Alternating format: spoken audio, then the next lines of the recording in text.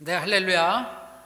네, 날씨가 좀 쌀쌀해졌죠. 낮에는 그래도 20도까지 올라간다는데 계절이 바뀔 때마다 주님의 섭리를 더더욱 느낍니다. 여러분에게 정말 주님의 섭리가 더 깊이 느껴지시기를 주님의 이름으로 축원합니다.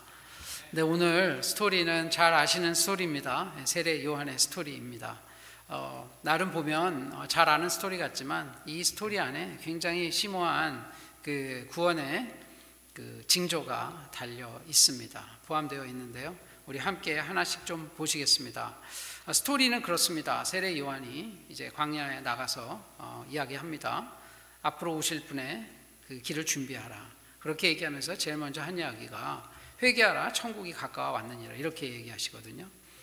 그렇게 얘기했는데 놀랍게도 굉장히 많은 사람들이 와서 요한에게 세례를 받습니다. 그래서 그 이름이 어떻게 닉네임이 붙냐면 세례 요한.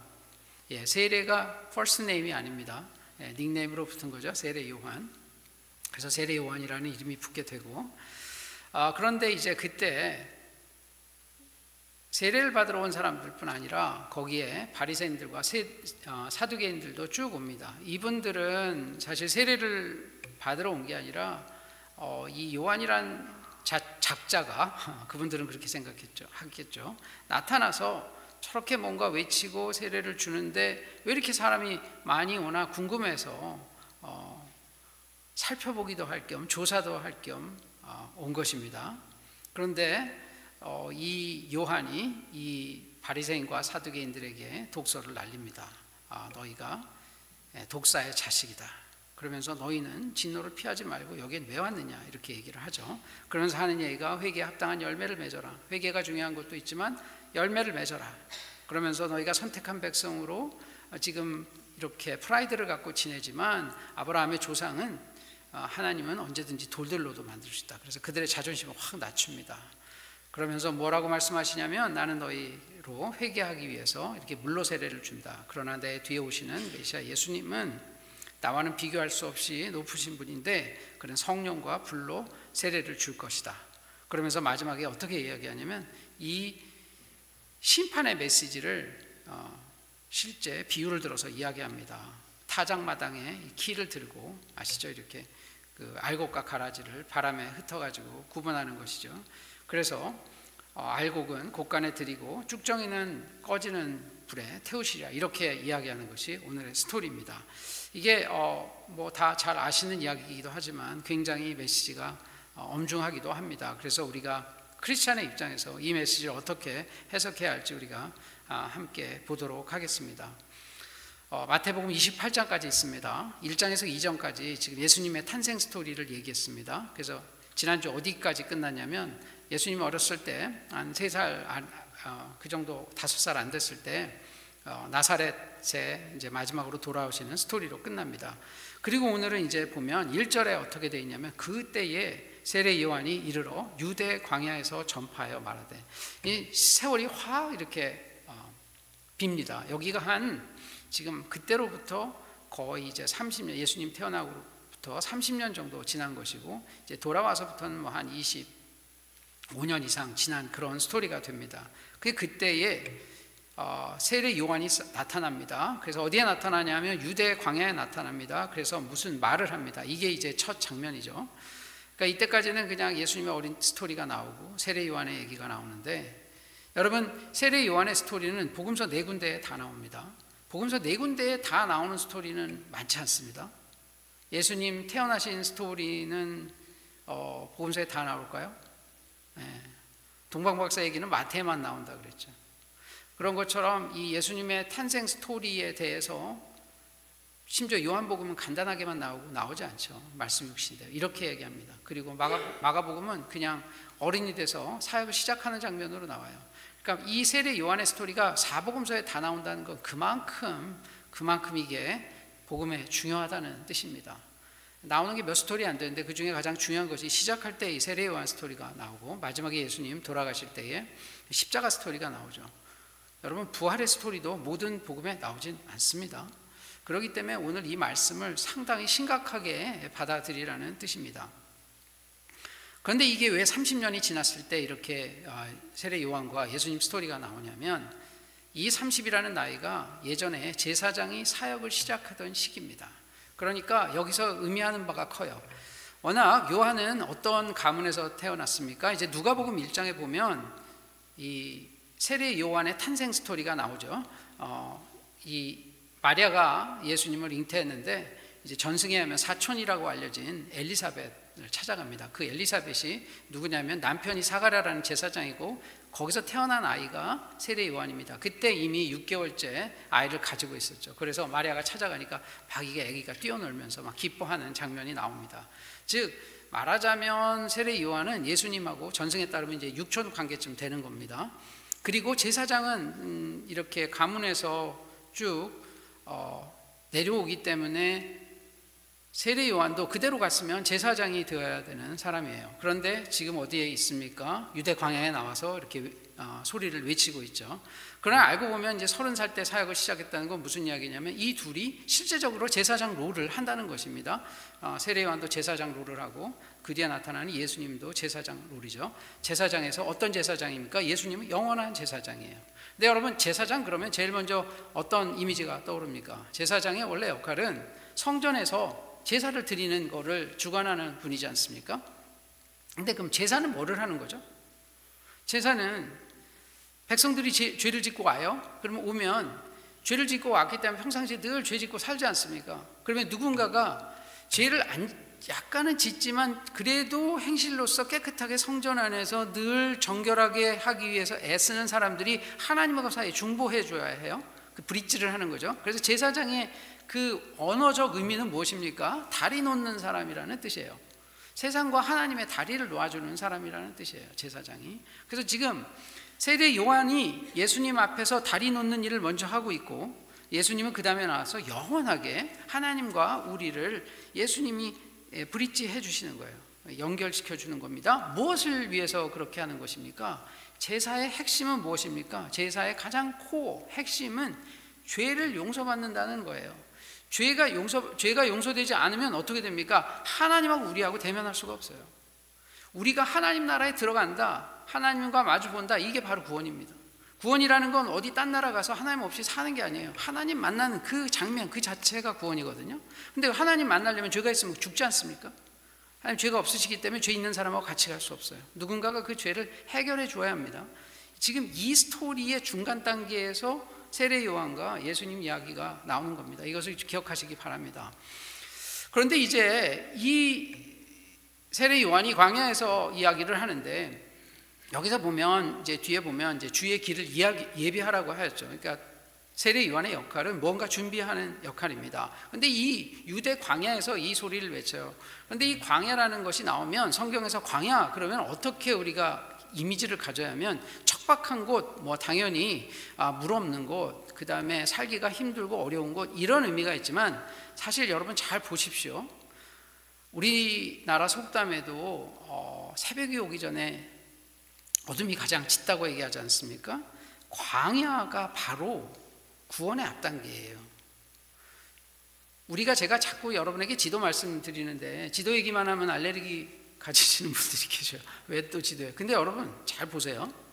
제가 일부에서는 좀 더 자세히 얘기 드렸는데, 여러분 자기를 설명할 때 제일 먼저 하는 게 무엇입니까? 저 함경도 출신이에요. 황해도 출신이에요.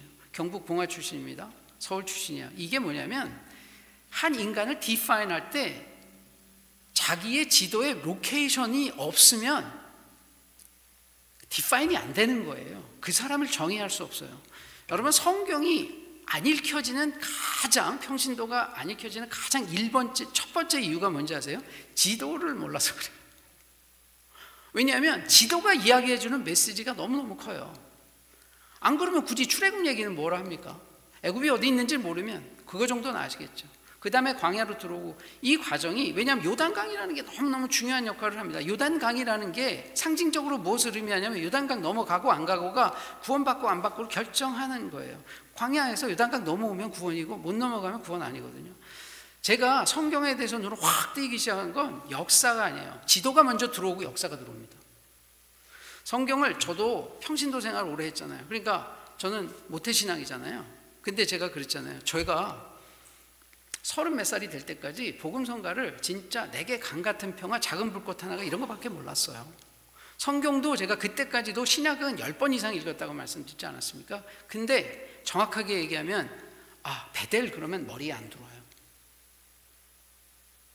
사해가 요단강 위쪽에 있는지 아래쪽에 있는지 모르면 성경을 읽을 수가 없어요. 그래서 저는 학교에서 교수 생활을 하지 않습니까? 근데 미국에 와서 전 뭐 늦게 왔지만 그래도 빨리 어댑테이션이 됐는데 그 이유가 있어요. 제가 왜 그런지 모르겠어요. 제가 지금 보면 그게 하나님의 섭리인데 군대에서 그렇게 하나님이 공부를 시키셨어요. 영어 공부를. 의사가 무슨 그렇게 영어 공부할 일이 많겠습니까? 의사는 유학 가는 사람이 없어요. 제 동기 중에 미국 나와 있는 사람이 한국 전체에 딱 하나예요. 제가 앞뒤로 5년 안에도 없어요. 그 당시에 이렇게 미국에 많이 올 때가 아니거든요. 한동안 선배들이 오고 지금 좀 많이 나오는데 제 당에 주변에 보십시오 있나? 없거든요. 근데 그렇게 영어 공부를 시켰어요. 그래서 막 무슨 나중에 너무 열심히 해서 동시통역대학원에 들어가려고 예비반까지 등록하려고까지 했어요. 그러다 보니까 영어를 어느 정도 했어요.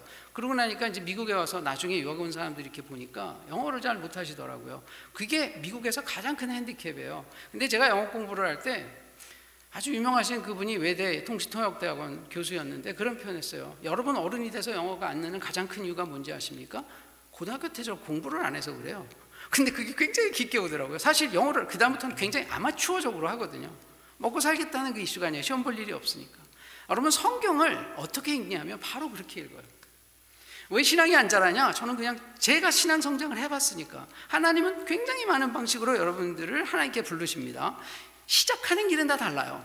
근데 마지막에 가보면 남는 건 결국 두 가지입니다. 뭐냐? 성경하고 기도로 남아요.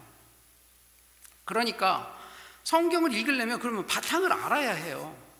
모르면 영어가 들리는 분들은 아시겠지만 단어를 많이 알아야 이렇게 더 들리죠. 성경을 더 많이 알면 10마디를 하면 9마디가 캐치가 되는데 성경을 모르면 10마디 하면 본인 아는 얘기만 계속 들어요. 그러니까 어떻게 됩니까? 사실은 편식이 돼요.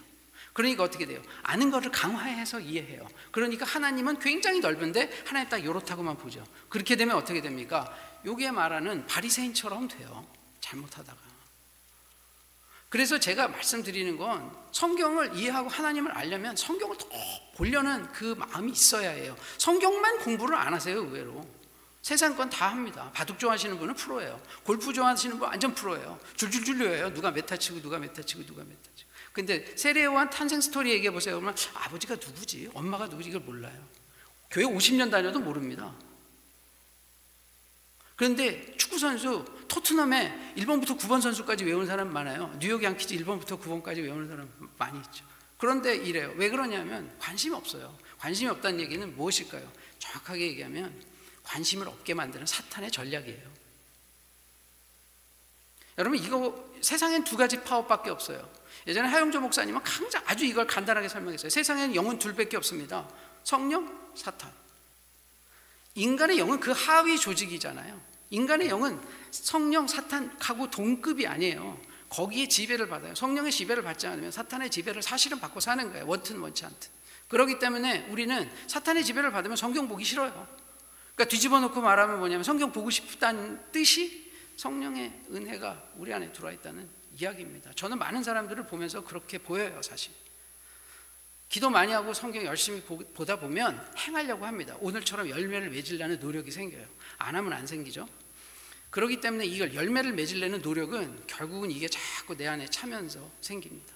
제가 일부에서 갑자기 그 생각이 떠올랐어요. 그래서 제가 잠깐 나누는데 제가 자주 드리는 말씀이에요. 우리가 이제 셀그룹 이 미니스트리를 시작하지 않았습니까? 이 셀이라는 표현을 가장 많이 쓴 사람이 래프 네이더라는 내비게이터를 만드신 분이에요.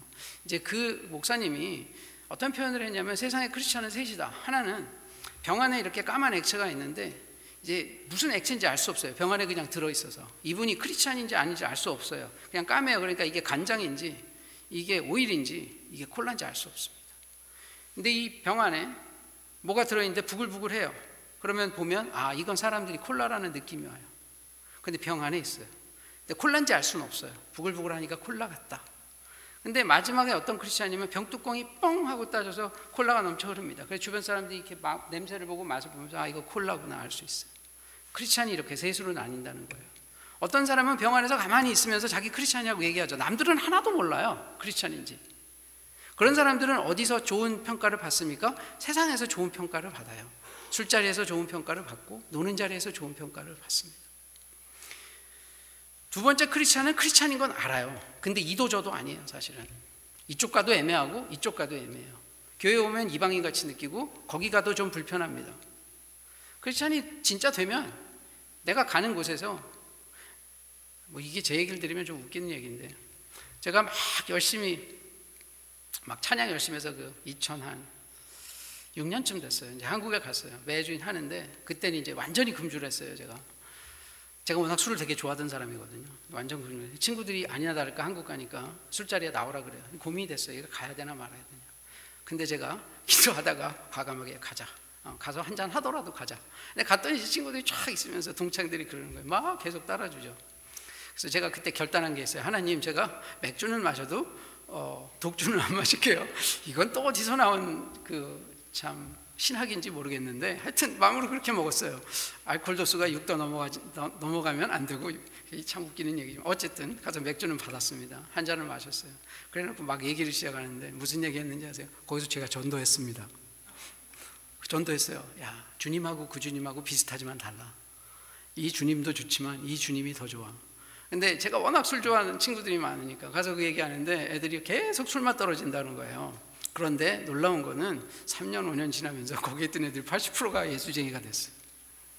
그러니까 이게 저는 저도 가끔 놀라요. 물론 그 친구들이 뭐 저 때문에 크리스찬이 됐겠습니까? 뭐 많은 사람들이 했는데, 그런데 그러니까 콜라가 터진 크리스찬이 되면 어쨌든 가도 하나님 얘기를 하게 돼요. 술자리에서라도. 그래서 저는 요즘에 술자리에 가는 거 별로 두려워하지 않아요. 뭐 제가 목사님 되기 전에도 가면은 같이 이야기를 합니다. 그리고 얘기하지만, 제가 참 굉장히 재미난 얘기는, 한번 교회에서 전도를 하겠다고, 그때 2007년까지 제 아내하고 저희 집에 와갖고 와인을 많이 같이 마셨어요. 그분이 이제 하도 안 믿어가지고 집에 있는데 와인은 마시재요. 그래서 와가지고 같이 마시면서, 그때 저 집사 때니까 어쨌든 그래서 했는데, 그분도 나중에 크리스찬이 됐어요. 그래서 저는 크리스찬이 하나님께서 원하시는 그 모습으로 자꾸, 자기는 부족하지만 우리가 이렇게 뚜껑 열린 크리스찬이 되려고 노력하다 보면 하나님이 그렇게 부족한 사람도 쓰신다는 거죠. 이게 우리가 많은 사람들이 이제 같이 사역합시다 그러면 제일 먼저 하시는 얘기가 있어요. 저는 부족해서 안 돼요. 언제 우리가 완성이 될까요?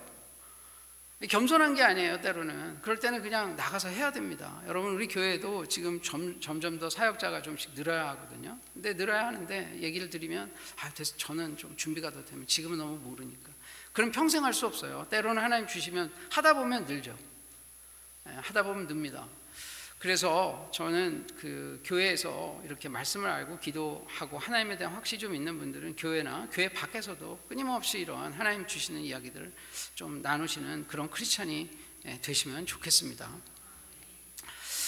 그래서 이제 두 번째, 이제 중요한 얘기가 나오죠. 2절에 이 요한이 무슨 얘기를 하냐면, 회개하라 천국이 가까워 왔느니라 하였느니. 참 이 말씀은 우리가 다시 한번 읽어보겠습니다. 함께 시작. 회개하라 천국이 가까이 왔느니라 하였느니. 이게 무슨 이야기냐면, 지금 400년 동안, 말라기 이후에 400년 동안 지금 유대 백성에게 말씀이 주어지지 않다가 첫 번째 광야에서 세례 요한을 통해서 하나님께서 주신 말씀이에요. 첫 번째가 그 400년의 정적을 뚫고 딱 얘기한 게 1번이 뭐예요? 회개하라 천국이 가까이 왔느니라. 그 많은 이야기 중에 하나님께서 전달할 첫 번째가 상당히 시리어스한, 아주 위중한 그런 이야기를 합니다. 이 말은 그대로 지금 이제 마태복음 4장 17절을 여러분 한번 가시면 거기에 예수님이 와서 첫 번째 하신 얘기도 이와 동일합니다. 회개하라 천국이 가까워 왔느니라. 그러니까 이게 두 번이나 이렇게 나오는 거 보면 하나님이 하시고자 했던 가장 중요한 말씀이 요겁니다. 회개하라 천국이 가까이 왔느니라. 여러분, 그 농담으로 이런 얘기가 있어요. 이게 농담이 아니라 실제 있었어요. 제가 지금 갑자기 생각이 났는데, 어떤 분이 이제 배가 난파할 때가 됐답니다. 그랬더니 사람들이 한마디씩 죽을지도 모르니까 성경 구절 한마디씩 외우면서 기도하자 그랬는데 딱 아는 게 요한복음 3장 16절밖에 없더래요. 외우고 있는 구절이. 아마 이 중에도 그러신 분이 안 계시면 좋겠지만 그러실 수 있거든요. 그럼 이 김에 하나만 더 기억하시기 바랍니다. 회개하라, 천국이 가까이 왔느니라. 어렵지 않죠? 그럼 2개 외우신 거예요. 이게 굉장히 신약에서 가장 중요한 이야기니까. 근데 이 말이 이제 어떻게 해석해야 되냐면 사실은 회개하라, 왜냐하면 이게 빠진 거예요. 원어적으로 보면 왜냐하면이라는 게 왜냐하면 천국이 가까워왔으니까 이제 회개하라 그런 뜻이에요. 천국이 가까워왔다는 게 무엇을 의미하나 우리가 오늘 좀 들여다보려고 합니다. 천국이라는 말은 우리가 여러 번 이야기 드렸지만 무엇일까요? 천국이라는 말은 그 영어로는 Kingdom of Heaven이죠. 그런데 이건 보통 다른 곳에서는 쓰이는 표현이 아니에요. 이것은 어디에만 쓰는 표현이냐면 마태복음에만 이 단어가 나와요. 알고 계셨죠? 예. 하늘나라라는 표현은 구약에는 나와요. 근데 신약에는 마태복음에만 나와요. 왜 이렇게 천국이라는 표현을 마태가 썼냐면 그 Kingdom of Heaven이라는 뜻은 사실 하나님의 나라, Kingdom of God하고 같은 말인데 이것을 이렇게 표현을 합니다. 왜냐 마태는 유대인에게 이 말을 하고 있는 거거든요. 그렇기 때문에 유대인은 하나님이란 말을 입에 올리는 것을 굉장히 불경스럽게 한다고 말씀드렸죠. 그러다 보니까 하나님이란 말이 여호와라는 말이 나오면 주님으로 바꿔서 읽어요. 아도나이. 그렇기 때문에 유대인들을 자극하지 않기 위해서 이렇게 Kingdom of Heaven, 천국이라는 말을 써요. 그래서 여기에 지금 마태복음에 보면 이 이야기가 32번쯤 이렇게 나오고 4번 정도는 이제 하나님의 나라 이런 표현을 씁니다. 근데 그러면 하나님의 나라라는 게 이렇게 눈에 보이는 어떤 나라냐? 그것이 아니라는 거죠. 이게 저희 목사고시 볼 때도 항상 질문하는 거예요. 여러분 하나님의 나라 설명해 보세요. 이렇게 꼭 물어보거든요. 근데 그 나라라는 게 가장 중요한 개념이 뭐냐면 그래서 하나님의 통치, 영어로 reign 그런 뜻이에요. 히브리어로는 말쿠트 그런 말이거든요. 근데 이 통치라는 건 뭐냐면 지금 하나님이 나를 다스리고 있는 이 상태, 요 안에 들어와 있는 것, 요것이 하나님의 나라다 그런 뜻이에요. 그러니까 이건 물리적인 이런 나라라고 보기도 하지만 일부는 그런 의미가 있지만 기본적으로는 뭐예요? 그냥 내가 하나님의 통치, 하나님의 다스림을 받고 있는 요 상태가 하나님의 나라에 들어가 있는 상태라는 것이죠. 그런데 여기 다음에 한 가지 우리가 더, 여기까지는 이제 좀 많이 아실 거예요. 한 뎁스를 더 들어가 보겠습니다. 하나님의 그럼 통치라는 것이 뭘 의미하는 거냐는 거죠. 하나님의 통치는 크게 보면 2가지가 있어요. 하나님이 통치하시는 나라의 원칙이 무엇입니까? 하나님의 근본적인 하나님의 성품에 가장 중요한 것은 사랑이지만 하나님의 통치 원칙이 있어요. 그 통치 원칙의 가장 중요한 것은 무엇입니까? 공평과 정의예요. 그래서 성경을 쭉 가보면 하나님의 나라와 공평과 통치, 이 righteousness라는 얘기는 끊임없이 나와요.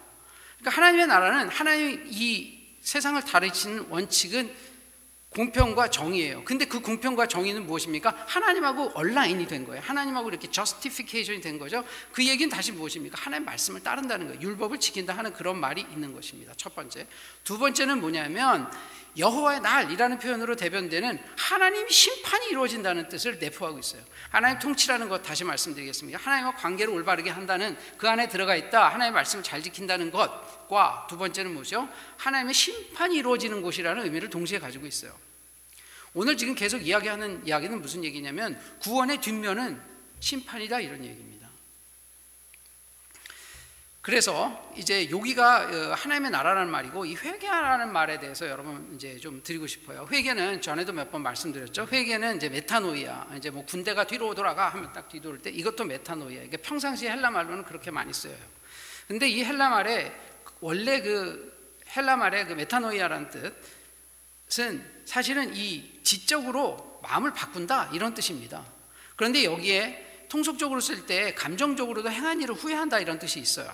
그런데 이 회개라는 말은 사실 구약에서 오랫동안 쓰이던 말이거든요. 근데 그 단어는 거기에 해당하는 단어가 슈브라는 단어인데 여기는 이게 어떤 의미를 같이 갖고 있냐면 새 행실로 돌아온다. 새 행실로 돌아온다는 얘기는 무슨 얘기냐면 언약에서 떠났던, 그러니까 하나님의 법을 지키지 않던 백성들이 하나님의 그 언약을 다시 지키러 돌아온다 이런 뜻입니다.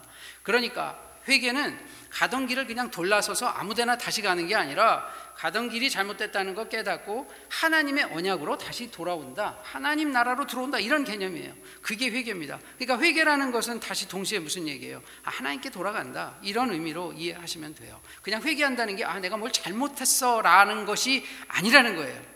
여러분, 이거를 기억하시는 거예요. 내가 뭘 잘못했어 그것까지 깨닫는 게 아니라 하나님께로 방향을 완전히 틀어서 하나님의 언약 안으로 들어간다. 어떤 결단을 포함하고 있는 것입니까? 새로운 행실로서, 생각, 지적인 동의와 감정적인 그 느낌이 아니라 나의 행동으로서 이제 하나님의 말씀 지키고 살겠다 하는 이것이 회개라는 뜻입니다. 그래서 지금 이 이야기를 하는 거예요, 그 세례 요한은. 그리고 나서 이제 3절 함께 보겠습니다. 그는 선지자 이사야를 통하여 말씀하신 자라 일렀으되 광야에 외치는 자의 소리가 있어 이르되 너희는 주의 길을 준비하라, 그가 오실 길을 굳게 하라 하였느니라. 그리고 나서 이 세례 요한에 대해서 좀 더 자세한 얘기가 나오는데, 마태는 세례 요한이 이사야서에서 나온 광야에 외치는 자의 소리라고 이야기합니다. 이 이야기가 이사야 40장 3절에 나와요. 근데 이제 여러 가지 번역본이 있는데 특별히 70인 번역본, 마소라 사본은 히브리서를 번역한 거, 히브리서거든요. 이걸 번역한 게 아니라 70인 여기에 나와 있는 그 이야기를 그대로 갖다 쓰는 겁니다. 그래서 거기 한번 잠깐 보겠습니다. 이사야서 40장 3절. 자, 외치는 자의 소리여 이르되 너희는 광야에서 여호와의 길을 예비하라, 사막에서 우리 하나님의 대로를 평탄하게 하라. 이게 지금 이사야에서 나온 이야기인데 거의 동일한 이야기를 여기서 합니다. 자, 무슨 이야기냐면 이미 이사야서에서 예언되었던 이야기가 세례 요한에서 또 완성이 되었다는 거예요. 진짜 실제 이루어졌다는 거죠. 그때 이야기했던 게 여기 또 나온다는 얘기입니다. 그런데 이 이사야서에서 이 이야기가 원래 무슨 이야기냐면, 지금 바벨론의 포로로 잡혀갔던 유대인 백성들이 있지 않습니까? 그 백성들이 이제 마지막에 돌아오기 직전에 이사야를 통해서 하늘에서 소리가 들리는 거예요. 뭐라고 하는 거냐면 너희가 이제 포로에서 이스라엘로 돌아갈 것이다 라고 이야기를 하면서, 그때 어떤 이야기냐면 여호와의 길을 예비하라, 사막에서 우리 하나님의 대로를 평탄하게 하라. 이 얘기가 무슨 이야기냐면 이 돌아가는 길에 맨 앞에 하나님께서 행차하실 거라, 그 얘기예요. 여러분 뒤를 따라가고 하나님 행차하실 거라. 그런데 그 앞에 전령을 보내서 그 길을 준비하는 사람이 필요하니까 그 준비하는 사람을 보낼 것이다, 전령을 보낼 것이다, 메신저를 보낼 것이다, 이런 이야기입니다. 하나님 직접 끌고 오시는 이 구원의 사건을 여기서 왕으로서 묘사하고 있는 것이에요. 그러면 이 장면은 또 뭘 연상하게 하냐면, 항상 이 올 때 어디를 들어온다고요? 이스라엘 들어올 때는 다 요단강 건너서 들어옵니다. 이 광야 통해서 이 중간에 사해하고 이렇게 위에 갈릴리 호수 사이를 연결하는 요단강 통해서 이렇게 들어와요. 지금 이쪽을 해서 쭉 해서 들어오게 되죠. 그런데 이 길은 예전에 유대 백성이 애굽에서 또 넘어오는 그 길과 루트는 다르지만 결국 요단강을 건너온다는 의미에서는 새로운 출애굽의 약속이에요. 그래서 출애굽이 이스라엘 백성에게 몇 번 일어나는 겁니까? 사실은 2번 일어나죠. 출애굽 처음 했을 때 일어나고 또 바벨론에 잡혀갔다 또 들어오죠. 그래서 여기서 지금 이런 얘기를 하는 것은 무엇이냐? 다시금 지금 400년 동안 암흑기 가운데 있던 백성들에게 다시 한번 구원의 메시지가 온다, 이 얘기를 지금 이사야를 인용해가지고 세례 요한이 지금 했었고, 그 이야기를 마태가 지금 적은 것입니다. 그런데 이 구절에서 소리라는 게 세례 요한이 되고 여기서 주님이라는 것이 워낙은 하나님인데, 이 마태복음에서는 이 주님이 예수님을 의미하지 않습니까? 그러면 지금 세례 요한은 역할이 무엇입니까? 세례 요한은 메신저로서의 역할을 하는 거죠. 그럼 메신저는 무엇을 전달하는 사람입니까? 메시지를 전달하는 것이에요. 우리 요즘 현대인의 성경으로 번역된 것이 이제 메시지 성경이라고 있지 않습니까? 이 메시지가 무엇입니까? 메시지는 예수 그리스도시고 메신저는 세례 요한이에요. 그래서 메신저에 담겨 있는 이 메시지가 우리에게 지금 오고 있다. 그런데 예전에는 그게 주님, 그럴 때 그 주가 하나님이었는데 이번에는 예수님으로 바뀌는 거죠. 그러니까 여기서 지금 하는 얘기는 무슨 얘기냐? 예수님이 하나님이다, 이런 얘기를 같이 하는 겁니다. 예수님이 하나님이다. 이건 굉장히 파격적인 이야기예요. 유대인들은 메시아가 하나님이라고 생각하지 않았어요, 여러분. 메시아는 하나님의 전령이지 하나님이라고 생각하지 않았어요. 그런데 여기 굉장히 파격적으로 메시아가 예수님이고 예수님은 하나님이다, 이런 이야기를 지금 하는 거죠. 어떤 영화에 보면, 그 유대인 영화, 제가 그 제목은 기억이 안 나는데 그분이 그랬어요. 메시아 것까지는 좋은데 왜 예수님이 하나님이어야 되냐? 하나님만 아니면 되는데, 하나님만 아니면 돼. 이런 통탄하는 얘기가 굉장히 많이 나와요. 여러분, 그래서 예수님이 하나님이라는 것은 당시의 사람들에게는 엄청난 파격적인 이야기입니다. 그런데 지금 여기서 이렇게 얘기해요. 네, 여러분 성경 좀 한번 더 보겠습니다. 굉장히 놀랄 만한 일이 있는데, 여러분 이사야서가 66장이에요. 그런데 1장부터 40장까지 이사야 원이라고 하는데, 여기까지 39장까지 어떤 이야기가 나오냐면 포로로 잡혀갈 거다 하는 그 얘기가 계속 나오고요. 40장에 들어와서 이제 포로에서 해방될 것이라는 메시지가 나와요. 이사야를 성경의 축약판 그렇게 얘기하죠. 이사야가 66장입니다. 성경이 전체 몇 권이에요? 66권이에요. 구약이 어디까지입니까? 39권이에요. 구약의 39권까지가 이사야서 39장까지 얘기하고 굉장히 유사해요. 그리고 마태는 말하자면 성경의 몇 번째 책이죠? 40번째 책이에요. 거기 3절에 지금 이 얘기가 나옵니다. 그런데 아까 그 얘기 어디서 나와요? 이사야? 40장 3절에 나와요. 이렇게 갖다 맞추기가 쉬울까요? 여러분, 제가 지난번에도 성경 얘기 이렇게 하는데, 이게요, 성경이 하나님의 말씀이고 성령이 저자라는 얘기가 이렇게 성경을 깊이 들어가다 보면 정말 소스라칠 정도로 놀랍게 맞아떨어져요. 이걸 어떤 한 사람이 어떻게 이걸 다 맞춰서 이렇게까지 맞췄겠습니까? 신약의 메시지가 이사야 40장 3절에 이렇게 정확하게 떨어져요. 이게 놀랍습니다. 원래 성경은 장절이 없었는데 1560년대에 제네바 성경에서 제일 먼저 이거 만든 거거든요, 영어로는. 그러니까 이게 정말 오랫동안 가면서 이런 엄청난 일들을 벌일 수 있는 건 성령님이시고, 이 성경은 성령의 인스피레이션으로 되었다는 것이 너무 분명해요. 이런 성경을 보다 보면 하나님이 살아계시다는 이 확신이 점점 더 들고, 그래서 어떻게 됩니까? 성경을 자꾸 봐야 된다는 생각이 드는 게, 여기에 이걸 따라가면 자기가 인생이 바뀌고 산다라는 것을 점점 더 알기 때문이에요. 자, 그리고 나서 이제 요한의 모습에 대해서 나타나요.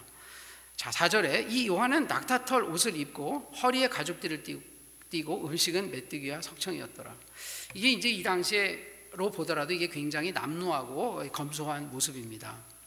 특히 털옷을 입었다 하는 것은, 이제 광야의 털옷을 입었다 하는 것은 선지자를 보통 의미하는 것이고, 특별히 더 가죽 벨트까지 찼다라는 것은 구약의 대표 선지자 엘리야의 모습을 연상시킵니다. 이게 열왕기하 1장 8절에 나오는데, 이런 엘리야가 그 마지막 때에 오는 메시아 앞에 나온다는 얘기도 이제 구약에 예언이 되어 있습니다. 이제 말라기 4장 5절을 한번 가볼까요? 보라, 여호와의 크고 두려운 날이 이르기 전에, 그 지금 마지막 때죠, 심판의 때가 이르기 전에 내가 선지자 엘리야를 너에게 보내리니. 그리고 나서 어떻게 나오냐면, 그가 아버지의 마음을 자녀에게로 돌이키게 하고 자녀들의 마음을 그들의 아버지에게로 돌이키게 하리라. 이 아버지는 여기서 하나님입니다. 돌이키지 아니하면 두렵건대 내가 와서, 주님이 하나님이 와서 저주로 그 땅을 칠까 하노라. 지금 이 메시지가 말라기 마지막에 있는데, 지금 그 얘기 지금 그대로 지금 이 세례 요한이 와서 하고 있어요. 놀랍죠? 말라기 했던 그 얘기가 지금 400년 있다가 나타나면서 합니다. 그러니까 성경이 지금 예언한 그 얘기가 지금 실제 벌어지고 있는 거예요, 세례 요한을 통해서. 그래서 세례 요한에 대해서 예수님도 나중에 이제 마태복음 11장하고 17장에 가보면 어떻게 되어 있냐면, 기록된 바 보라, 내가 내 사자를 내 앞에 보내노니 그가 내 길을 내 앞에 준비하리라 하신 것이 이 사람에 대한 말씀이라. 만일 너희가 즐겨 받을진대 우리라 한 엘리야가 곧 이 사람이다. 그리고 17절에 가보면 엘리야가 과연 먼저 와서 모든 일을 회복하리라. 즉 예수님도 계속 그 엘리야의 역할이 지금 세례 요한이 한 것이다라고 얘기하죠. 그러니까 그만큼 세례 요한은 지금 예수님이 왕으로 오신 이 길 앞에 지금 준비하러 온 이 사람이란 걸 얘기합니다. 그런데 이분이 한 얘기가 무엇입니까? 아까 우리가 외운 회개하라, 천국이 가까웠다. 그러면서 5절 6절엔 무엇이라고 하냐면, 이제 이 얘기를 하니까 예루살렘과 온 유대와 요단강 사방에서 다 그에게 나와 자기의 죄를 자복하고 요단강에서 그에게 세례를 받더니, 지금 이 유대 광야라는 게 예루살렘하고 사해 사이거든요. 이렇게 협곡으로 이렇게 한 26km 정도의 폭과 한 7, 80km의 길이를 갖고 있어요. 그 높이가, 고도 차이가 예루살렘하고 사해가 한 1200m쯤 납니다. 상당히 스티프하죠. 그래서 이제 거기 굉장히 험지에서 이야기하는데, 그 중에서도 어디냐면 요 사회 맨 끝쪽에 요단강 요 있는 쪽이에요. 요단강하고 만나는 쪽, 거기가 쿰란 공동체라는 곳이 있는 곳이거든요. 그래서 그 근처에서 이야기합니다. 그런데 그 근처인데 지금 요한이 얘기하는 쪽이 요단강 저쪽 오른쪽이에요. 동쪽이죠. 그러니까 광야 쪽이에요. 그러니까 구원되기 전 쪽에서 얘기하는 거예요. 그러면서 이 세례를 받으면 요단강을 건너와서 구원을 받는다는 그런 이미지도 지금 주고 있는 거예요. 그래서 이 얘기를 하니까 400년 동안 이렇게 말씀에 굶주렸던 사람들이 거기 나와서 이제 세례를 받기 시작하는데, 어떻게 하고 세례를 받냐면 죄를 자복하고 세례를 받는 겁니다. 즉 지금 여기서 물세례 요단강에서 하는 것들은 죄를 회개한다는 그런 의미가 커요. 잘 들어보십시오. 죄를 회개하는 것입니다. 이건 자의적으로 자기가 스스로 죄를 회개하겠다고 지금 나서서 요한에게 세례를 받는 것입니다. 그런데 이런 세례가 유대 관습에는 없어요. 구약에 가보면 이런 세례 보신 적이 없을 거예요. 유대인들은 자신들이 이제 제의적으로 잘못을 저질렀을 때 이제 물에 들어가서 스스로 정결례라는 것을 합니다. 그런 형태의 세례는 있지만 남한테 받는 건 없거든요. 이 세례는 언제 행해진 거냐면, 대개 이방인이 유대인으로 개종할 때 이렇게 랍비가 와요. 그러니까 이제 그 포로기 이후에 벌어진 이런 예식입니다. 그런데 지금 이분들은 거의 다 유대인이거든요. 이 요단강 사방이라고 얘기하니까 이방인들도 왔지만 주로는 지금 유대인한테 하는 세례예요. 그런데 이 세례가 이렇게 새로운 형태를 띈 것을 보면 지금 신약시대에 와서 주는 이 세례라는 건 결국 무엇을 말합니까? 죄를 회개하고 내가 깨끗이 청결함을 받는다, 이런 개념이죠. 그것을 하는 이 물세례는 새로운 형태의 세례다, 이것입니다. 어쩌면 그 이방인들이 유대인으로 개종되는 세례 형태를 띄워서 완전히 새로 거듭난다라는 그런 메시지를 주기 위해서 이러한 세례를 베풀었을지도 모르겠어요.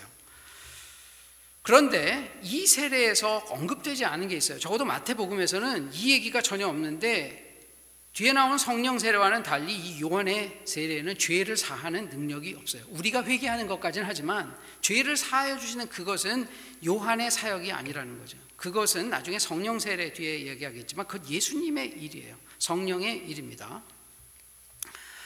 그리고 이제 7절부터 세례 요한이 뭐를 선포했는지에 대한 구체적인 내용이 나옵니다. 뭐라고 나오냐면, 요한이 그때 세례를 막 주고 있는데 바리새인하고 사두개인들이 이렇게 세례 베푸는 대로 쭉 오는 것을 보면서 독사의 자식들아, 누가 너희를 가르쳐 임박한 진노를 피하라 하더냐, 이렇게 독서를 날립니다. 이 사두개인하고 바리새인은 당시의 유대의 지도층이에요. 당시 유대에는 네 가지 층이 주로 있습니다. 네 가지 종파가 있어요. 사두개, 바리새, 그리고 아까 말씀드린 에세네. 여기는 이제 금욕하고 약간 은둔생활하는 수도원 같은 개념이고요. 하나는 이제 액티비스트들이에요. 열심당원. 이런 네 가지가 있는데, 이 사두개하고 바리새인이 리더거든요. 사두개인은 성전을 위주로 한 제사장, 이들은 이제 외부의 세력, 헬라의 문화를 받아들이고 로마하고 정치적으로 결탁해요. 그러다 보니까 상당히 율법을 지키거나 그런 것보다는 어떤 정치적 종교적인 그런 색채를 가지고 있죠. 정치적 리더예요. 좀 이렇게 표현하긴 그렇지만 기독교로 말하자면 주로 이제 무슨 회장님 하는 뭐 그런 분들이 더 많은 곳이죠. 그 다음에 바리새파는 아니면 이런 세력, 어떤 기득권층에서 반대하는 신진 사대부 같은 세력이에요. 그러니까 회당이라는 게 이제 포로기부터 만들어졌지 않습니까? 구약에는 워낙 회당이라는 개념이 없죠. 근데 우리가 성전을 잃고 포로 생활을 하다 보니까 거기서 예배를 봐야 하거든요. 그래서 회당이라는 걸 만들었죠. 시나고그라는 걸. 그래서 회당 중심으로, 근데 회당 중심으로 하다 보면 그 어떤 그 제사라는 성격을 갖기는 어렵죠. 성전이 아니니까. 그러다 보니까 그때부터 뭐가 중요해졌습니까? 말씀이 중요해졌어요. 그래서 말씀을 지켜야 된다라는 그런 의미로서 이 바리새파는 굉장히 거기에 초점을 맞추죠. 바리새파는 워낙 뜻이 파라쉬라는, 홀리라는 뜻이에요. 홀리, 구별됐다는 뜻이에요. 그러니까 왜냐하면 예전에 구약이 망한 이유가 뭐냐, 구별되지 않고 계속 죄를 지어서 세상하고 결탁해서 죄를 지어서 우상 숭배했기 때문이기 때문에 자기는 구별돼서 떨어진다, 하나님께서 원하시는 게 홀리한 것이다 해서 그 이름을 따서 했습니다. 처음에 굉장히 좋은 의미로 시작했어요. 그래서 이분들이 워낙 그 이전에 하시딤이라는 굉장히 그 경건주의자들, 그러니까 이런 말씀을 열심히 믿기 위한 이 사람들이 이스라엘 그 독립혁명을 일으킨, 그 마카비 혁명을 일으킨 사람이거든요. 그래서 이제 거기서 나온 건데, 이사람 열심히 말씀을 지키려고 하는데 이게 좀 더 가다 보니까 어떻게 됩니까? 형식적으로 되고 외식적으로 돼서 이제 위선자라는 낙인이 찍혀요. 그래서 이분들이 이 당시까지만 하더라도 그 민중들에게 굉장히 많은 피해를 줬어요. 그러니까 세례요한이 나오니까 이 독사의 자식들아, 이게 영어로 보면 brood of 바이퍼거든요. 브루드라는 게 뭐냐면 여러분 가끔 다큐멘터리 같은 거 보면 왜 뱀들이 조그만 뱀들이 하는 거 있죠. 이런 굴 같은데 조그만 이런데 그거를 의미해요. 한 머리에서 난 되게 자식이죠. 한 굴땡이 있으니까 다른 뱀이 아니라. 그러면 우리가 뱀 그러면 뭡니까? 사탄이죠. 그러니까 지금 브루드 오브 바이퍼스 이게 작은 독사의 새끼들이 모여 있는 것들 무슨 얘기냐? 너희 사탄의 자식이다 그런 얘기하는 거예요. 굉장한 이 정말 이 경멸적이고 모욕적인 욕입니다. 제일 열심히 예수 믿는다고 한 그 당시에는 하나님의 백성이라고 율법을 제일 열심히 지킨다고 한 바리새인들에게 이 이야기를 해요. 사두개인하고. 근데 뒤에 가보면 예수님이 이 이야기를 똑같이 저주를 퍼붓는데 누구한테 하신지 아십니까? 놀랍게도 예수 안 믿고 그런 분들이 아니에요. 또 바리새인들 두 번이나 이런 얘기를 합니다. 그러니까 이게 우리가 오늘 메시지에서 우리가 알아야 되는 게 우리가 예수님 믿는다고 그냥 우리가 막 리갈리스틱하게 종교적으로 열심히 믿어서 세상을 불편하게 하는 사람들이 훨씬 더 많다는 거예요. 그런 사람을 예수님이 사실은 더 미워하신다는 겁니다. 어떤 형식과 어떤 틀에 갇힌 기독교인을 예수님이 이 시장에 오면 더 많이 뭐라고 하실 거예요. 그래서 뒤에 무슨 이야기를 하냐면 열매를 맺으라고 합니다. 근데 열매 중에 가장 큰 열매가 여러분 뭐죠? 열매 1등이 뭡니까? 제가 오늘 마지막에 읽을 텐데 열매 1번은 사랑이에요. 예수님을 믿으면 뭐가 자랍니까? 사랑이 자라요. 성경에 대한 지식이 자라요. 성경을 보고 기도를 하는 것 자체가 목적이 아니에요, 여러분. 기독교인의 목적은 게이지가 있어요. 온도계를 쟀는데 사랑의 온도계가 올라가 있느냐가 가장 큰 그 사람의 크리스찬의 결과예요. 그런데 교회 나오면 될수록 저 사람 뭐가 문제고 저 사람 뭐가 문제고 저렇게 하면 안 되고 저 사람 저런 식으로 하면 안 되고 이건 문제고 이런 사람들은 냉정하게 말하면 바리새인이에요. 그렇게 해도 그럴 수 있어. 저렇게 해도 그럴 수 있지. 사랑의 온도계가 올라가면 여러분 자식을 사랑하는데 맨날 지적만 할 수 없잖아요. 너는 그게 문제야. 딸내미 너는 그렇게 옷 입으면 안 돼. 아들내미 너 그렇게 하고 다니면 안 돼. 이렇게 하면 자식이 말 안 듣죠. 예전에 저 아는 유명한 목사님이 그런 표현 썼어요. 욕해서 말 듣는 사람 있냐고. 사랑이 온도계가 올라가면 변해요. 사랑은 품게 돼 있거든요. 그래서 우리가 지금 교회를 다니면서 성경을 보고 기도를 하면서 계속 우리가 해야 되는 건 하나님 제 안에 사랑이 자라게 해줘. 미워했던 사람이 한 명씩 한 명씩 줄어가야 돼요. 내 눈에 보이던 그 문제점이 긍휼한 눈으로 바뀌어야 됩니다.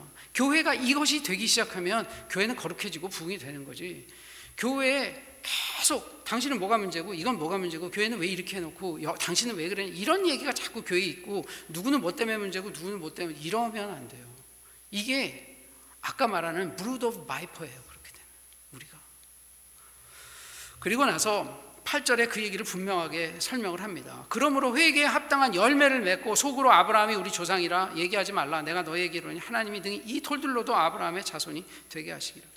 그러면서 이 예수님의 심판을 피할 수 있는 것은 뭐라고 얘기하냐면 회개 자체가 중요한 게 아니라 열매를 맺으라는 것이에요. 그러고 나서 뭐라고 하냐면 아브라함의 우리 조상이라고 생각하지 마. 이 이야기 지금으로 얘기하면 크리스찬이라고 얘기하지 말라. 내가 너에게 이르노니 하나님이 등이 이 돌들로도 아브라함 자손이 되게 하리라. 내가 너에게 이르노니 하나님이 등이 이 돌들로도 크리스찬이 되게 하시라. 이 얘기예요 지금.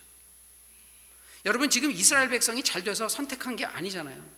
우리가 크리스찬이 우리가 믿은 건가요? 하나님이 우리한테 믿음을 주신 건가요? 우리한테 믿음을 주셨어요. 그리고 우리가 여기까지 크리스찬으로 온 것은 우리가 수많은 잘못을 했음에도 불구하고 긍휼로 덮어주신 거잖아요. 우리는 긍휼을 받기를 원하면서 왜 우리는 남들에게 긍휼을 안 합니까? 이 아이러니가 있어요. 교회가.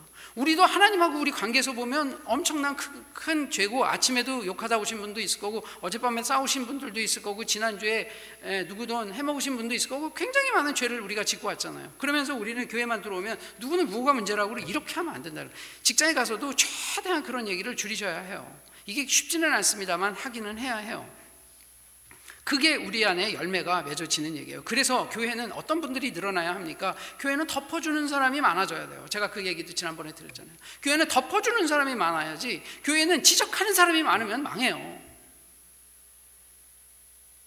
여러분 정말 근본적으로 한번 생각해 보세요. 이게 제가 그냥 말씀을 여러분 하셔야 됩니다가 아니라 우리 한번 본질을 생각해 보세요. 우리는 그렇게 선한 사람이 아니잖아요. 그래서 이렇게 선택받은 백성이라도 그 회개에 대한 열매가 있어야 한다는 거죠. 이런 얘기가 왜 또 백그라운드에 나왔냐면 당시 랍비들에게 이런 또 교훈이 있어요. 할례를 받은 자 중에 지옥에 갈 자는 아무도 없다. 제가 이 성경 준비하다가 참 놀랐어요. 할례 받은 자 중에 지옥에 갈 자는 아무도 없다. 이 얘기 무슨 얘기일까요? 예수 믿는 자 중에 지옥에 갈 자는 아무도 없다. 이렇게 얘기하는 복음 전포자하고 같아요. 이 이야기 그 얘기예요, 여러분. 그런데 열매 없으면 못 간다는 이야기입니다. 그리고 나서 돌들로도 만들 수 있다. 이 얘기는 뭐냐면 너희들이 안 되면 이방인들 쓰겠다. 그런데 실제 돌들로 아브라함 자손 만드셨어요? 안 만드셨어요? 만드셨잖아요. 이방인들을 그리스도의 공동체로 새로 만드셔 재편했어요. 이 사람들 안 되겠다 싶어서 이제 이방인들을 전도하기 시작해서 새로운 크리스찬 공동체로 만들어서 유대인이 아니라 이제는 이름이 바뀌었죠. 그리스도인으로 바뀌었습니다. 그리고 나서 10절에 진짜 그 얘기를 해요. 뭐라고 하냐면 이미 도끼가 나무 뿌리에 놓였으니 좋은 열매를 맺지 아니하는 나무마다 찍혀 불에 던지리라. 이 이야기는 여기서 뭐 심판이라는 거 여러분 잘 아시죠? 마태복음 7장 19절에 예수님이 동일하게 이야기하셔요. 그들의 열매로 그들을 알지니 가시나무에서 포도를 또는 엉겅퀴에서 무화과를 따겠느냐. 이와 같이 좋은 나무마다 아름다운 열매를 맺고 못된 나무가 나쁜 열매를 맺나니 이와 같이 좋은 나무마다 아름다운 열매를 맺고 못된 나무가 나쁜 열매를 맺나니 아름다운 열매를 맺지 아니하는 나무마다 찍혀 불에 던져지느냐. 예수님이 동일한 말씀하셔요. 지금 요한이 한 얘기는 예수님이 하는 얘기 예비적으로 지금 계속 하는 얘기입니다. 아까 말씀드린 것처럼 회개는 근본적인 변화예요. 그래서 말에 감정이 있는 것이 아니라 행동이 변화가 있어야 됩니다. 근데 이 행동의 변화가 나타나면 자기가 스스로 행동의 변화가 나타났다고 주장하는 겁니까? 남이 아는 겁니까? 남이 알아야 해요. 여러분, 그래서 뮤추얼리 체킹해 줘야 되는 거예요. 이것을 기독교인들이 어카운터빌리티라고 얘기합니다. 본인이 아무리 크리스찬이고 내가 교회를 40년 다니고 50년 다녔다 이게 중요한 게 아니라 주변 사람들이 예수 믿더니 사람이 변했어. 예수 믿더니 변했다는 그 변했다는 게 성경 많이 읽고 기도 많이 했다는 그게 아니에요, 여러분. 사랑이 늘었느냐? 정직하게 살려고 하느냐? 정의롭게 살려고 하느냐? 이 두 가지가 가장 큰 잣대예요. 여러분, 이것이 바로 우리의 열매의 가장 근본적인 얘기입니다. 이게 구원이 열매에 달렸다고 이야기해요. 여러분은 요즘에 나온 복음에 지금 오염된 복음이 뭐냐면 예수 그리스도를 구원자로 고백하고 세례받았고 하면 구원받았다고 생각하는 거예요. 물론 그럴 수도 있어요. 하나님 입장에서 보면 믿는 것 자체가 다일 수 있습니다. 그러나 우리 입장에서 보면 오늘 분명하게 여기서 얘기해요. 열매가 없으면 어떻게 된다고요? 불에 태우신다고 얘기합니다. 우리가 모태신앙이네, 몇 대째 예수를 믿네, 교회에서 목사네, 장로님이네, 권사님이네 이런 이야기가 사실 우리에게 구원과는 사실 별로 상관없다는 얘기예요. 그건 우리가 다 만든 조직이에요. 성경에 모태신앙 나옵니까? 신약에 모태신앙 얘기는 없어요. 그러니까 우리는 그냥 정말 두렵고 떨리는 마음으로 구원을 이루어 가야 합니다. 열매가 맺었나 안 맺었나 체크해 가면서. 우리가 지금 도끼가 나무 뿌리에 놓였다는 얘기는 구원이라는 게 심판에 정말 중요한 역할을 그 뒷면이라는 것을 이야기하는 이야기죠. 그래서 이러한 심판을 피하기 위해서 우리는 하나님의 진정한 백성이 되어야 하는데 그 표징이 바로 세례이고요. 그래서 이제는 요한은 세례의 의미에 대해서 11절에 다시 한번 이야기합니다. 뭐라고 하냐면 나는 너희를 회개하기 위해서 물로 세례를 베풀거니와 내 뒤에 오시는 이는 나보다 능력이 많으시니 나는 그의 신을 들기도 감당하지 못하겠노라. 그는 성령과 불로 너희에게 세례를 주실 것이다. 자, 물로 세례는 아까 본인이 회개해서 깨끗해진다는 의미까지 했어요. 그럼 성령 세례는 본인이 할 수 없다. 자기가 뒤에 오는 그 신을 이제 들기도 어려운 그 신을 드는 사람은 노예거든요. 그러니까 그분의 정말 노예에서도 가장 하층 노예보다도 못한 자신이라고 이야기를 하는 거죠. 그 예수님이 오시면 그땐 성령과 불세례를 주신다는 이야기인데 이 성령 세례는 무슨 말을 의미하냐면 이 성령이 나를 가득 찼다 그 얘기는 뭐냐면 나에게 성령이 주어졌다는 얘기죠. 근데 성령이 앞에 주어지려면 어떤 일이 벌어져야 합니까? 우리가 예수 그리스도에 의해서 어떤 일이 벌어져야 되죠? 용서를 받아야 돼요. 죄의 용서를. 기독교 구원을 한 단어의 가장 핵심적인 예로 다 빼고 딱 한 단어로 얘기하자면 가장 중요한 개념이 뭘까요? 죄의 용서예요. 죄의 용서가 구원의 가장 큰 거예요. 죄가 있으면 못 가는 거예요. 하나님 볼 수 없잖아요. 죄의 용서가 가장 큰 개념인데 이 죄의 용서는 예수님을 통해서만 가능하고 이것을 이제 동인으로 하는 것이 성령이고 실제 용서를 받고 믿으면 우리한테 성령이 선물로 주어지지 않습니까? 앞으로 쭉 이걸 유지할 수 있도록. 그래서 성령 세례라는 건 바로 그 얘기를 하는 것이에요. 그럼 불세례는 무엇이냐? 불세례는 사실 두 가지 의미가 있어요. 근본적으로는 불에 다 태워서 정결하게 한다는 의미도 있지만 여기서는 불세례는 어떤 거냐면 헬게이트예요. 지옥으로 간다는 뜻입니다. 불로 심판받는다는 거예요. 구약에 불이 나오면 거의 심판과 연결이 된 거거든요. 그러니까 무슨 얘기냐?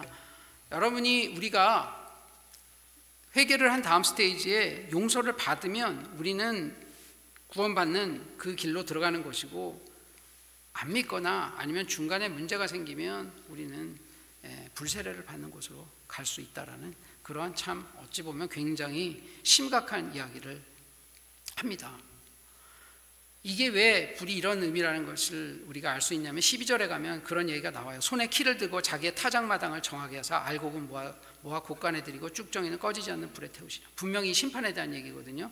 이렇게 키를 들고 알곡을 하면 열매가 있으면 무거우니까 여기 남고, 안 그러면 이렇게 바람에 날려가지 않습니까? 이렇게 날려가는 열매 없는 알곡들은 가서 다 불에 태우시라. 영원한 불, 이 지옥을 이야기하죠. 그래서 오늘 분명히 예수님이 여기에 오신 이유는 무엇입니까? 우리를 구원하시기 위해서 온 것이 분명해요. 그러나 그 구원에는 분명히 아더사이드가 구원하시면서 심판하러 오신다는 이야기가 있습니다. 그래서 이미 임박했다. 우리가 이미와 아직 사이, 이미 우리가 구원이 시작되지만 아직 예수님이 다시 오시는 그 시간까지 완성되지 않다고 보지 않습니까? 이 시기는 구원의 유보 시기이기도 하지만 어떤 시기이기도 합니까? 이 시기는 심판의 유보 시기이기도 해요. 지금 이 심판은 이미 시작이 되었고 우리를 위해서 계속 참으시는 거예요. 저는 때로는 왜 예수님이 이렇게 늦게 오시나, 예수님이 그냥 초림하셨으면 재림 빨리 오시면 빨리 많이 구원해서 가시면 되는데 늦게 오시는 이유는 이 심판 때문이신 것 같아요. 그 타임에 와서 지금 심판했으면 너무 많은 사람들이 지금 죽을 수밖에 없으니까 기다리고 계신다는 이야기로 저는 느껴집니다. 우리 오늘 말씀을 좀 정리해 보겠습니다. 그리스도인이라는 우리가 이 시대에 신분과 입술로만 고백하는 믿음으로만 구원받을 수 있다는 것은 오늘의 메시지로 보면 착각입니다. 당시 이스라엘 백성이든 지금 우리든 큰 범주에서는 다 하나님의 백성입니다. 유대인에게 열매 없는 자가 불에 태워진다는 말씀을 기억해 주시기 바랍니다. 예수님은 그래서 여기에 더해서 7장 21절에 이런 얘기도 합니다. 나에게 주님 주님이라고 말하는 자마다 모두 하늘나라에 들어가는 것이 아니다. 다만 하늘에 계신 내 아버지의 뜻을 행하는 자라야 들어갈 것이다. 이렇게 해서 이제 열매가 맺어집니다. 그러면 여러분, 이 열매가 무엇인지 오늘 한번 같이 읽어보겠습니다. 갈라디아서. 우리 이거 너무 잘 아시는 이야기죠. 오직 성령의 열매는 함께 읽겠습니다. 사랑과 희락과 화평과 오래 참음과 자비와 양성과 충성과 온유와 절제니, 이 9가지가 성령의 열매예요. 그래서 여러분, 오늘 이걸 다 설명할 시간은 없으니까 여러분 돌아가셔서 이 구절을 읽으시면서 우리 안에 이것이 더 많이 맺혀지기 위해서 정말 애쓰는 그런 우리 시온의 성도님들, 그리고 함께 예배하는 온라인 성도 여러분 되시기를 주님의 이름으로 간절히 축원합니다.